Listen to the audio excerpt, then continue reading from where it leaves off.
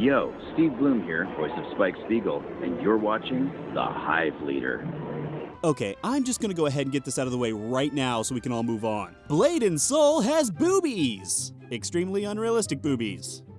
Seriously, are those things trying to fly away? I am mesmerized, not by the boobs, more by the fact that someone out there thought this was remotely normal and necessary. Blade and Soul also presents an extremely healthy body image to all the young ladies out there, as long as you're an alien supermodel who's never eaten a thing in her life. Seriously, she probably weighs about as much as a fetus. And don't you worry, furries, there's some T and E in here for you too. And no, I didn't say that incorrectly. T and E, tails and ears. Oh yeah.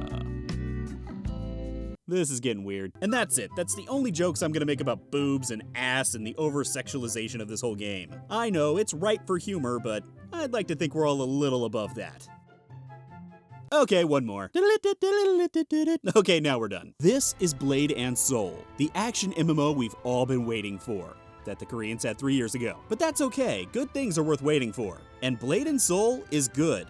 Or at least the combat is. And the game seems like it actually had effort put into it. That's a novelty in today's MMO market, which is a really sad thing to say. The game is actually so popular that it's one of the top MMOs in Korea. But I'm getting ahead of myself here. Let's go back to character creation and start from the beginning. You'll be able to choose from one of 4 races, each of which have 3 classes available to them. However, there are 7 classes in total. Blade Master, Blade Dancer, Assassin, Kung Fu Master, Force Master, Destroyer, and Summoner. I ended up going with a Kung Fu Master because, little known fact, I'm actually a Kung Fu Master. If by that you mean I've seen every episode of Kung Fu. Actual character creation is pretty in-depth with a lot of sliders, options, voices, etc. So I'll let you all figure that out. Once you're done, you'll enter the game.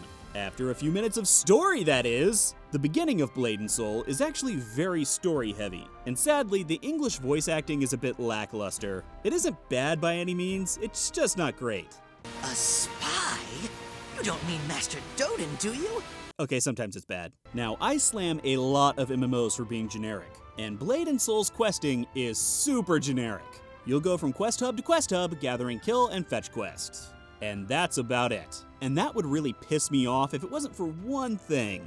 The combat in Blade and Soul is amazing. It's one of the few MMOs I feel like has action in its action combat. In fact, the combat is so good, it makes the bland questing actually kind of fun, at least for a little while. Whee! I'm gliding! This is so cool!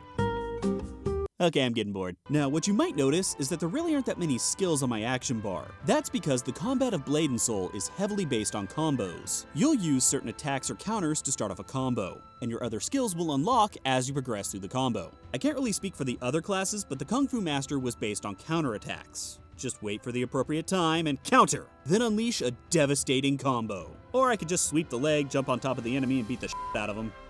Whatever's easier. This is all extremely fluid, engaging, and truly requires some skill to be good at. Although I will say, after some time, I found that I was simply using the same skills and combos over and over again. I'm sure this will change as I get higher level and start to unlock more and more skills, but things started to drag for me a bit. I found it hard to push myself through the questing. So if you're hoping that Blade and Soul will have some kind of amazing questing experience, you'll likely be disappointed once the honeymoon phase of the combat wears off. Now, don't get me wrong, the combat is still kick-ass. I just think it could be put to better use. Like PvP.